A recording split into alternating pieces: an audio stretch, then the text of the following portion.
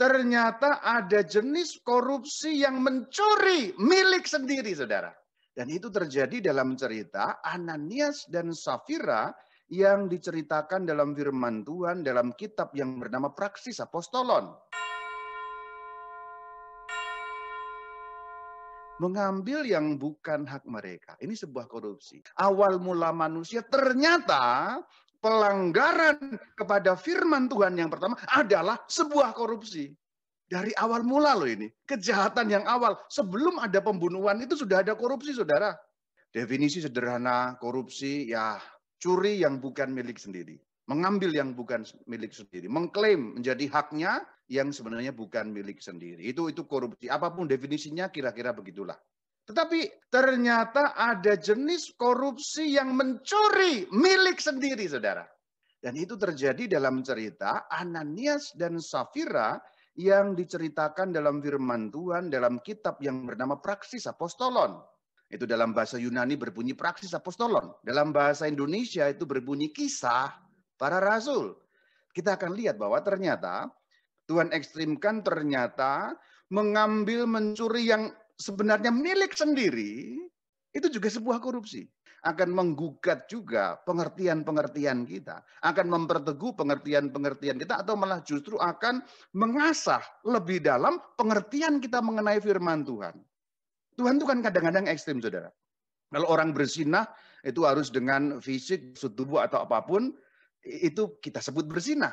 Tapi junjungan kita Tuhan Yesus itu katakan kalau seorang laki-laki, tentu ini juga berlaku sebaliknya, saudara. Seorang perempuan meskipun ayatnya katakan seorang laki-laki, tapi ini juga berlaku sebaliknya. Kalau seorang laki-laki melihat perempuan dan mengingininya, di dalam hatinya ia sudah berzinah.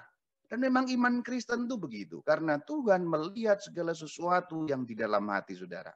Kalau kita membaca nas mengenai dalam Injil Matius, mengenai puasa, mengenai memberi sedekah, mengenai berdoa, kan dikatakan, maka Bapamu yang ada di tempat tersembunyi melihat apa yang tersembunyi. Ananias dan Safira ada dalam Kisah Rasul 5, ayat pertama sampai 11. Kita harus mundur sejenak dalam konteks Kisah Para Rasul, mulai dari bagian-bagian awal, yaitu pada bab yang kedua atau pasal yang kedua. Ini konteksnya. Kita akan pahami dulu konteks luasnya. Karena apa? Membaca Alkitab itu kita tidak bisa asal comot 1-2 ayat kemudian mengartikannya. Karena ada kaitan-kaitan dengan ayat-ayat yang lain, kalimat-kalimat yang lain, pasal-pasal yang lain. Maka tidak bisa ketika kita membaca Alkitab dengan hanya menggunakan ilmu comotologi atau ilmu cocokologi. Dicocok-cocokkan, dicomot-comot, kemudian wah ini artinya seperti ini. Karena nanti akan bisa menyimpang dengan maksud dari firman Tuhan itu. Maka belajar Alkitab sungguh penting mempelajari apa yang namanya konteks. Ada konteks dekat, ada konteks jauh. Kita mulai dari pasal yang kedua bab pertama. Cerita setelah junjungan kita Tuhan Yesus naik ke surga, saudara. Kemudian para rasul berdoa selama 9 hari setelah berdoa, kemudian tiba hari Pentakosta. Setelah para rasul mendapat Roh Kudus, kemudian ada pekabaran Injil. Berarti orang Kristen pada hari pertama, waktu itu namanya masih Jalan Tuhan, itu jumlahnya 3.000 ditambah 120 orang. Hari pertama yaitu hari Pentakosta. Itulah orang-orang Kristen pertama yang waktu itu namanya belum Kristen, namanya baru Jalan Tuhan. Apa yang mereka lakukan? Dalam Kisah Rasul 2, 44-45. Kita lihat bagaimana. Semua orang yang percaya tetap bersatu. Dan semua milik mereka adalah milik bersama. Dan selalu ada dari mereka yang menjual harta miliknya, lalu membagi-bagikannya kepada semua orang sesuai dengan keperluan masing-masing. Ini yang terjadi. Jadi ini konteks awalnya yang perlu kita tahu, bahwa sebelum nanti ada kejadian Ananias, sudah ada kejadian-kejadian sebelumnya, konteksnya apa. Kisah Rasul 4:32. Kumpulan orang yang telah percaya itu. Nah, maka disebut kumpulan orang yang telah percaya karena namanya memang belum Kristen pada masa awal. Segala sesuatu kepunyaannya bukan milik sendiri, tetapi segala sesuatu kepunyaan mereka bersama. Artinya apa? Ini bukan berarti sepenuhnya milik bersama, tapi bukan itu. Pengertian dari ayat-ayat ini adalah selalu ada yang sangat bermurah hati, menjual rumah, menjual tanah. Tapi ini bukan berarti tanah atau rumah yang mereka pakai ya. Beberapa orang kan sangat kaya, beberapa orang menjadi kelebihan harta, ya rumahnya menjadi ada 4 atau 5. Zaman dulu sudah ada juga ya, tanahnya banyak. Nah itu yang dimaksud. Tentu mereka masih punya tanah yang dipakai sendiri, rumah yang dipakai sendiri. Yang dimaksud dijual itu kelebihan-kelebihan yang kemudian dibagi-bagikan, disumbangkan di antara orang-orang pengikut Kristus pada masa awal. Itu konteksnya. Ada juga satu contoh yang kemudian juga menjadi pekabar Injil yang luar biasa, namanya Barnabas. Dalam Praksis Apostolan 4, 36, 37. Demikian pula Yusuf, ini nama aslinya saudara. Yang oleh rasul-rasul disebut Barnabas. Ia menjual ladang miliknya, lalu membawa uang dan meletakkannya di depan rasul-rasul. Jadi orang-orang pengikut Kristus pada masa awal sangat murah hati. Kelebihan-kelebihan harta mereka dijual, apa itu tanah, apa itu rumah, kemudian diberikan kepada rasul-rasul dengan sukarela. Ini catatannya, dengan sukarela. Artinya apa? Kalau orang punya keinginan seperti itu silahkan dilakukan. Bukan paksaan dan juga tidak ada boleh dikatakan komando dari para rasul. Tidak ada ayat yang menyatakan harus dijual. Tidak ada. Itu semua mereka lakukan dengan tulus dan setia. Ketulusan karena memang mereka mau membantu di antara umat yang kekurangan. Kesetiaan berarti kesetiaan pada firman Tuhan. Yang mengatakan lebih berbahagia memberi daripada menerima. Itu nanti dikutip oleh Rasul Paulus di bagian-bagian akhir dari kitab Praksis Apostolon. Ini konteks luasnya. Berarti Ananias dan Safira, mereka suami istri, mereka itu juga sudah dibaptis dan menjadi pengikut Kristus. Mereka hidup dalam konteks yang seperti itu. Konteks kerelaan orang-orang yang menjual kelebihan harta untuk disumbangkan sebagai derma, membantu orang-orang yang miskin. Artinya apa? Tidak ada paksaan. Konteksnya sukarela. Kalau mereka mau jual, silakan jual. Mereka mau bagikan, silakan bagikan. Dan nanti dalam ulasan saya akan tunjukkan sebenarnya yang terjadi memang seperti itu. Karena kalau kita lihat konteks awal, orang-orang Kristen awal di Yerusalem, bahkan sampai ke kota Antioquia, tidak ada keharusan menjual harta milik mereka. Dasar satu-satunya adalah kerelaan. Sebagaimana Kristus karena kerelaannya menjadi manusia sang firman itu untuk menebus kita. Tidak ada yang mengharuskan. Tidak harus. Allah tidak harus menebus kita, saudara. Allah sungguh karena kerelaan hatinya. Dan itu yang dicontoh oleh orang-orang Kristen pada masa awal. Kita lihat ulasannya. Pada ayat pertama itu hanya menyebutkan Ananias, kemudian Safira. Kita sudah tahu ayat ini gampang untuk kita mengerti. Dua orang, Ananias dan Safira, menjual tanah. Konteksnya tadi itu. Menjual tanah, kemudian hasil penjualannya akan diberikan kepada rasul-rasul untuk disampaikan kepada jemaat, terutama orang-orang yang berkekurangan. Tidak ada paksaan, sekali lagi, sukarela. Ayat yang kedua menarik untuk kita bahas. Kalau kita membaca ayat yang kedua, dengan setahu istrinya, iya, dia berarti Ananias, istrinya berarti Safira, berarti mereka ini sudah bersekongkol. Kalau kita membaca teks dalam bahasa Indonesia kurang terlihat. Kalau kita melihat kata yang diterjemahkan menahan, saya beri warna kuning di sana.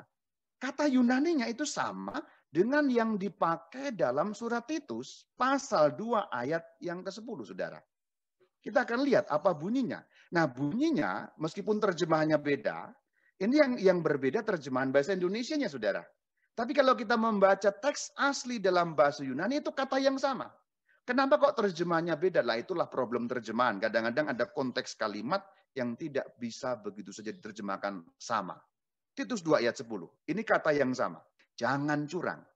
Tetapi hendaklah selalu tulus dan setia. Supaya dengan demikian dan seterusnya dan seterusnya. Jadi kata yang diterjemahkan menahan itu bisa juga diterjemahkan dengan kata curang. Maka sebenarnya ayat yang kedua, pasal yang kelima dari Kisah Rasul itu yang berbunyi dengan setahu istrinya, Ananias menahan sebagian, itu juga dapat diterjemahkan dengan kata curang, saudara. Maka kalau kita terjemahkan dengan kata curang, bunyinya akan dengan setahu istrinya, yaitu Safira, Ananias curang terhadap sebagian dari hasil penjualan itu. Berarti taruhlah, ini dijual seharga 500 juta gitu. Ambil contoh dengan angka sekarang ya, 500 juta. Nah, hasil penjualan 500 juta kemudian mereka berdua sepakat ini jangan disumbang semua lah ya. Meskipun kita sudah berniat menyumbang semua, tapi kita setengah lah, 250 juta. Nah itu yang dimaksud curang, hasilnya 500, diomongkan 250. Kita bisa bayangkan kejadiannya adalah mereka berdua mendatangi para rasul di bawah pimpinan Rasul Petrus. Kemudian Rasul Petrus, kami sudah jual tanah kami yang di sana. Ini hasilnya 250 juta. Padahal aslinya apa? 500 juta. Dan konteksnya sebenarnya Ananias dan Safira sudah bermaksud untuk menyumbangkan seluruh hasil penjualan tanah itu. Ada suatu keterangan yang tersirat, saudara, pada ayat yang keempat. Dapat membuat kita mengimajinasikan apa yang sesungguhnya terjadi. Perhatikan, ini perkataan Petrus yang sama tadi. Lanjutannya. Selama tanah itu tidak dijual, bukankah tetap kepunyaanmu? Artinya apa? Seandainya Ananias tidak bermaksud menyumbangkan tanah itu setelah dijual, itu tetap kepunyaannya. Karena seperti yang saya katakan di bagian awal, semua terjadi atas kehendak inisiatif dengan pikiran sukarela. Tidak ada paksaan. Rasul-rasul tidak menyuruh menjual, tidak ada orang suruh jual. Jika tidak dijual, itu tetap milikmu. Lanjutannya menarik sekali. Setelah dijual, bukankah hasilnya itu tetap dalam kuasamu? Setelah dijual pun, bukankah hasilnya juga tetap itu milik Ananias? Tetapi masalahnya adalah, dari ayat tersirat ayat 4 ini kita bisa membayangkan bahwa sebenarnya sudah terjadi suatu omongan, suatu niat yang disampaikan oleh Ananias. Kira-kira demikian. Rasul atau Rasul Petrus atau para rasul, saya dan istri saya sudah mau sumbangkan tanah yang itu. Nanti hasilnya berapapun kami akan berikan untuk jemaat. Jadi sudah ada niatan untuk menyumbangkan seluruh hasil. Niat itu sudah diungkapkan, niat itu sudah disampaikan. Berarti sebenarnya di sini korupsi dalam firman Tuhan ayat-ayat yang kita dalami bukan hanya semata-mata mengambil, menyolong, mencuri orang lain punya, tetapi mencuri niat yang sudah terungkap, nazar yang sudah kita sampaikan untuk dilaksanakan.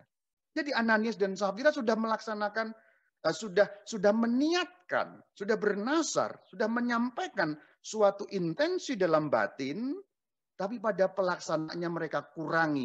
Itu di mata Tuhan, menurut firman Tuhan yang kita dalami hari ini, juga termasuk korupsi, saudara. Kalau menurut hukum pemerintah ini tidak korupsi. Anda KPK tidak bisa menjerat seperti ini sebagai korupsi. Orang itu miliknya sendiri. Tetapi Tuhan melihat, sekali lagi saya katakan, Tuhan melihat yang tersembunyi. Apa yang kita niatkan, apa yang kita nazarkan. Oleh karena itu saudara, berhati-hati ketika engkau bernazar, ketika engkau berniat, karena Tuhan melihat apa yang tersembunyi. Jangan-jangan nanti pada pelaksanaannya aku korupsi, mengkhianati apa yang kunazarkan, kuniatkan di dalam hatiku itu. Jadi yang berupa niat itu pun sudah dicatat oleh Tuhan, gampangnya, bahasa gampangnya begitu. Maka nazar, niat kita harus penuhi, saudara. Dan dari ayat 4 ini tersirat seperti itu. Ananias dan Safira sudah meniatkan tapi mereka tidak memenuhinya. Terjual 500 seperti bayangan saya tadi gambarannya. Mereka hanya sampaikan 250 yang berarti terjadi korupsi di sana. Milik sendiri iya. Tetapi Allah melihat yang tersembunyi. Allah tidak menghendaki kita pengikut Kristus melakukan hal yang seperti ini yang digambarkan dengan cerita Ananias yang mati. Sesungguhnya Safira punya waktu dan kesempatan untuk melaksanakan pertobatan, berbalik dari kejahatannya. Petrus masih beri kesempatan. Dikatakan, katakan kepadaku, dengan harga segitu betul? Nah, kira-kira tadi kalau dalam gambaran saya, Safira, betul, tanah kamu itu terjual 250 juta. Betul, sumpah, sumprit. Dikatakan betul sekian. Padahal terjual 500 juta sebagai gambaran tadi itu ya. Lalu dikatakan, engkau mencobai roh Tuhan. Dikatakan, orang-orang barusan mengubur suamimu. Dan akhirnya Safira dikatakan putus mati juga. Kesempatan pertobatan tidak diambil, tapi kemudian sekongkol dengan suaminya itu dibawa sampai pada kematian mereka. Saudara-saudari, Ananias dan Safira mengingatkan kita pada cerita Adam dan Hawa. Jadi sebenarnya ini laki-laki dan perempuan yang diceritakan dalam kisah Rasul Ananias dan Safira itu seperti menggemakan kembali cerita laki-laki dan perempuan dalam kitab pertama Alkitab, kitab Kejadian. Ini sesungguhnya terjadi suatu korupsi. Dan ternyata korupsi itu dosa pertama, saudara. Pelajaran yang lain adalah niat itu sungguh-sungguh tak boleh kita ingkari. Karena niat yang diingkari di mata Tuhan yang melihat yang tersembunyi, saudara, itu sudah sama dengan korupsi. Meskipun secara manusiawi, secara duniawi, secara legal, hukum dunia itu bukan sebuah korupsi. Tapi kita diminta tulus dan setia seperti yang dikatakan dalam surat Titus pasal kedua ayat yang 10 tadi. Jangan curang. Tetapi, kata tetapi berarti perlawanan. Selalu tulus dan setia. Kalau Adam dan Hawa tulus mengikuti firman Tuhan. Dan kalau Adam dan Hawa setia mengikuti firman Tuhan. Tentu tidak akan terjadi mereka makan buah yang terlarang yang bukan menjadi hak mereka itu. Kalau Ananias dan Safira mengikuti dengan tulus kehendak Tuhan, setia pada firman Tuhan dalam bimbingan para rasul, tidak akan terjadi mereka mengkorupsi apa yang menjadi hak milik mereka sendiri yang sudah mereka niatkan. Tapi tragedi itu tidak akan terjadi. Semoga kita mendalami firman Tuhan ini dijauhkan dari tragedi, yaitu tragedi seperti yang dialami Ananias dalam peristiwa korupsi ini. Semoga menjadi rema hari ini. Surat Titus 2 ayat 10, jangan curang, hendaklah kita tulus dan setia. Saya mengakhiri sharing saya, semoga memberikan suatu inspirasi bagi kita. Shalom Alaikum.